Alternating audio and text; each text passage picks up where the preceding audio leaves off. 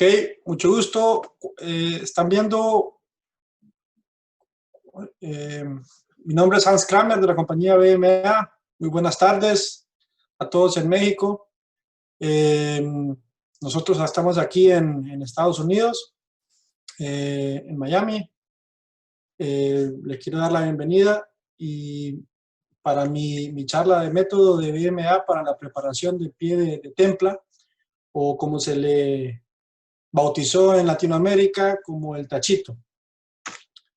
Eh, Bueno, como saben, en la cristalización es más que deseable producir cristales de azúcar de uno con el tamaño y apariencia uniforme, con el CD pequeño y sin los aglomerados, que son una de las partes más difíciles. Con la idea de facilitar la centrifugación y el lavado, facilitar el secado sin pérdidas, el polvillo, reducir el agua, el consumo energético y la pérdida de tiempo, y facilitar el almacenamiento y el embalaje. Entonces, ahorita la situación, digamos, del 95% de la industria de la caña, la semilla o la templa se hace por medio de la evaporación. Normalmente después del punto de semillamiento, solamente se evapora, y eso crea, digamos, picos de sobresaturación, y eso crea lo que es o hace la formación de los cristales finos. Esto, pues, es algo que en la industria de la remolacha o en las refinerías, desde hace como en los 80s, se empezaron a fijar mucho en eso por el tema de que ellos, normalmente la zafra digamos, en las refinerías o en las remolacheras principalmente, son de 3, 4 meses máximo. Entonces, nosotros en BMA tenemos, digamos, lo que es el proceso ideal de lo que es la cristalización. ¿Cómo es el proceso ideal? Lo que no es ideal es, como dije al principio, la formación de finos, que al final va a crear un CV alto o de mucha diferencia. Para nosotros es el crecimiento natural de los cristales, prácticamente orgánico. Y esto, entonces nosotros la idea de BMA era más que todo separar lo que es el semillamiento inicial de los tachos de producción.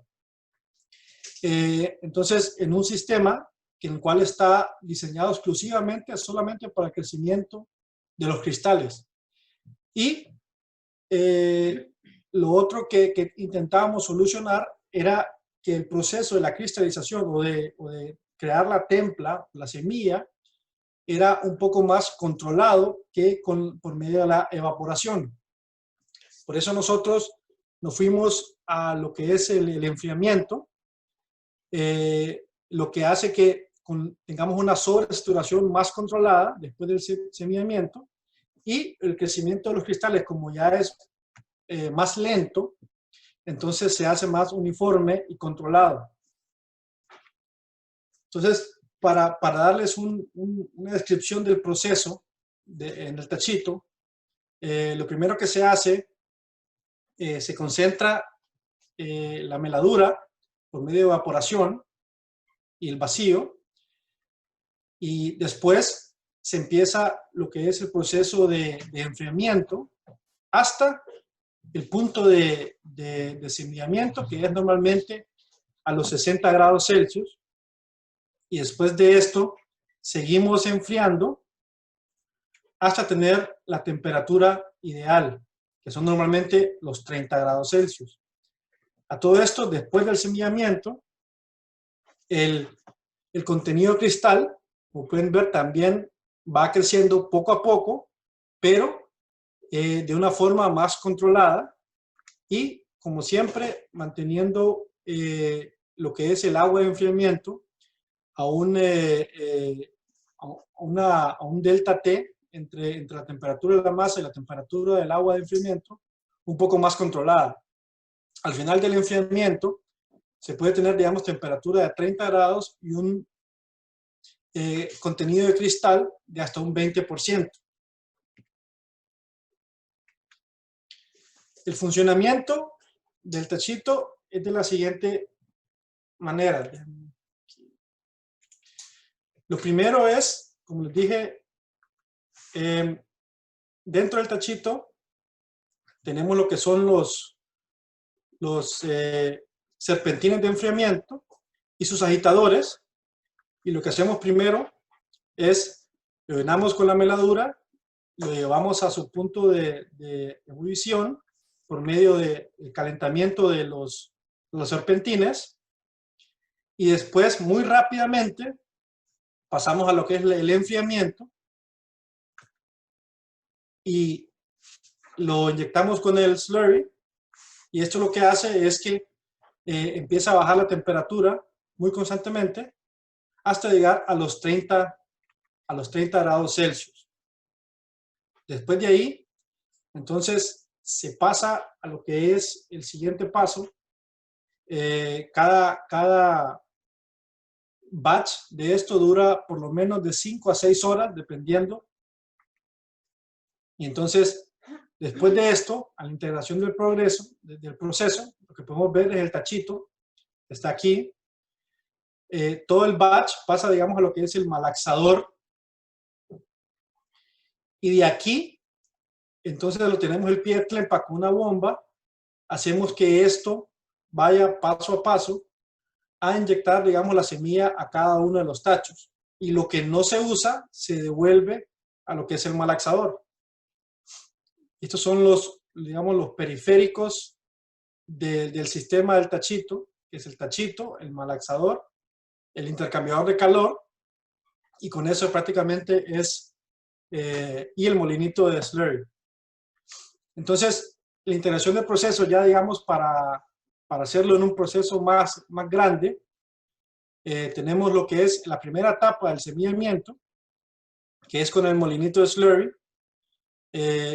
Aquí salen, digamos, el tamaño de cristal a 10 micrones, y de aquí se crece en el tachito de 100 a 140 micrones, que pasa, digamos, al siguiente paso, que es el tacho, para el pie de templa en un tacho continuo.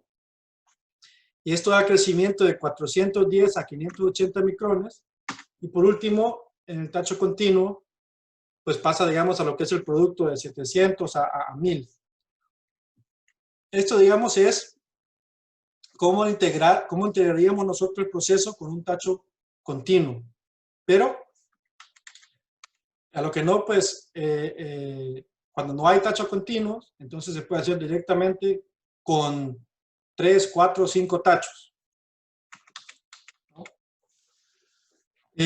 Tenemos una amplia gama de tamaños de lo que es el tachito, dependiendo siempre del volumen, de 2,1 metro cúbico hasta 15 metros cúbicos. Y este es todo lo que digamos en el diseño. Solo tenemos el motor, la entrada de agua fría, los serpentines de enfriamiento, los agitadores, que es el diseño especial de BMA, entrada de meladura, salida, y eso es todo. El tachito se puede usar para lo que es la masa A en las refinerías, y posibles también para masa C. Entonces, en el ejemplo que les quería dar era con el ingenio Santa Matilde en Honduras, que fue el primer ingenio en toda la industria de la caña en tener un equipo así. Normalmente ellos tenían el esquema normal, que es el doble magma, el que normalmente se usa en la industria de caña, en donde en los tachos de C se hace en la semilla, se hace la masa C y después pasa al magma C. Y el azúcar que sale de los tachos de C se usa para la semilla de B, y el azúcar de B se usa para la semilla de A. Y todo esto va en contracorriente.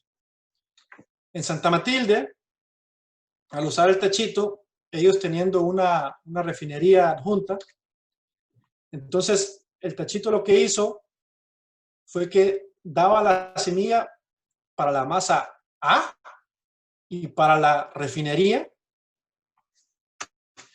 Y entonces se pasó de hacer como el esquema doble magma de izquierda a derecha, pasó a hacerse de derecha a izquierda lo que es la semilla. Esto era lo que en Santa Matilde, la producción de masa cocida de 150 toneladas hora, con una producción de pie de tlempa de 1,6 toneladas por hora.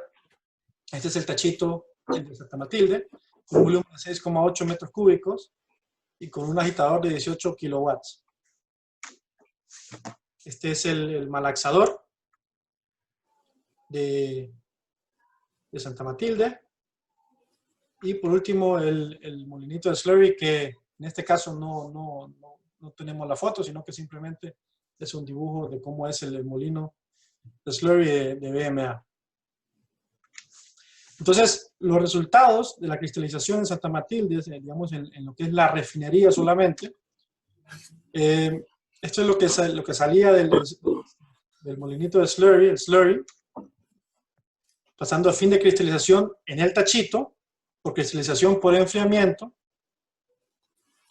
y por último el producto final refinado con el tachito, y teniendo en cuenta que Santa Matilde tenía los tachos de la refinería totalmente automatizados. Ese es un punto también muy importante, ya que todo se hace automático con el tachito. Entonces, ¿cuáles son los resultados?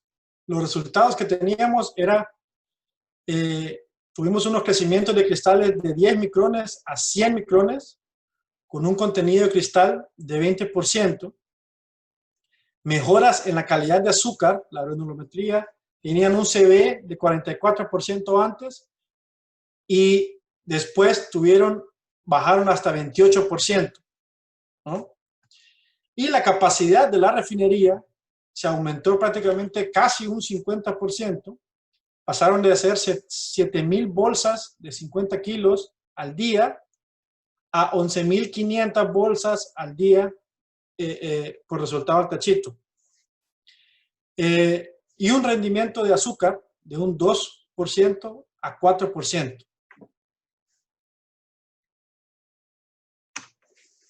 Entonces, las ventajas que en este caso se dieron en la industria de la caña, que no teníamos antes, era menos agua de lavado en las centrífugas, mejoras en el color de azúcar, mejor separación de miel en las centrífugas, había menos finos y pérdidas en el secador, menos uso de agua y consumo energético por las templas, un mejor control de proceso gracias a la automatización del sistema y los tachos, y un producto con un tamaño de apariencia uniforme, que eso era prácticamente lo que la ventaja mayor que tuvieron, que quería, digamos, Santa Matilde en ese momento.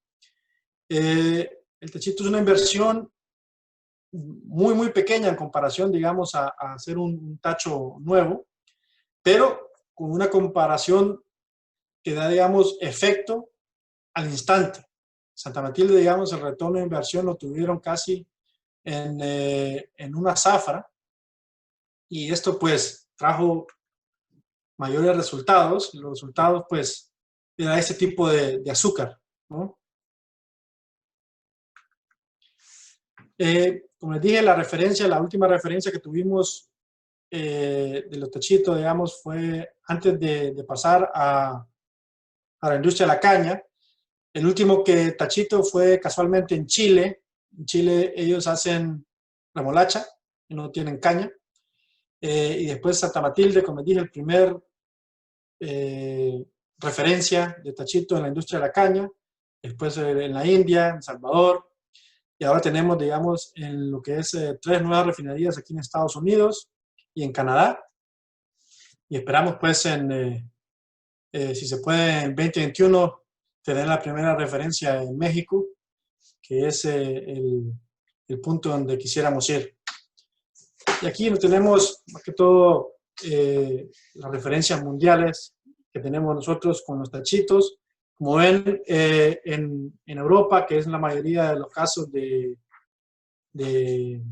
remolacha, pero poco a poco hemos estado aquí en lo que es en las Américas, tratando de levantar este proceso que es un proceso muy económico, pero que el retorno de inversión es muy rápido. Con esto, muchas gracias y no sé si tengan preguntas o...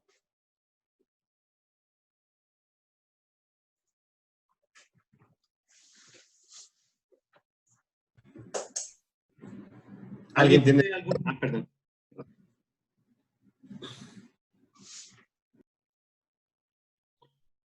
¿Alguien tiene alguna pregunta para el ingeniero?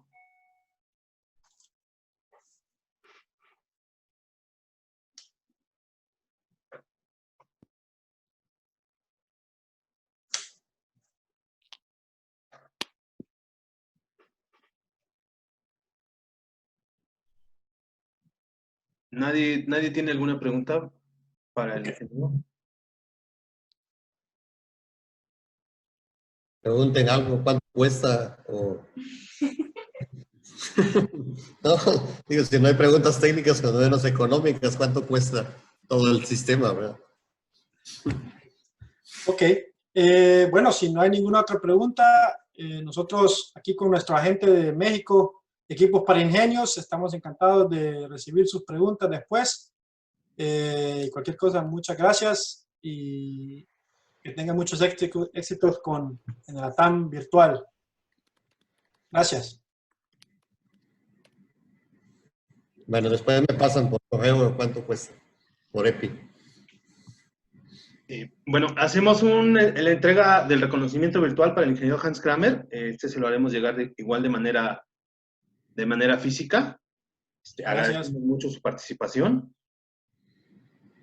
Y si no hay más preguntas, podemos proseguir con la siguiente presentación.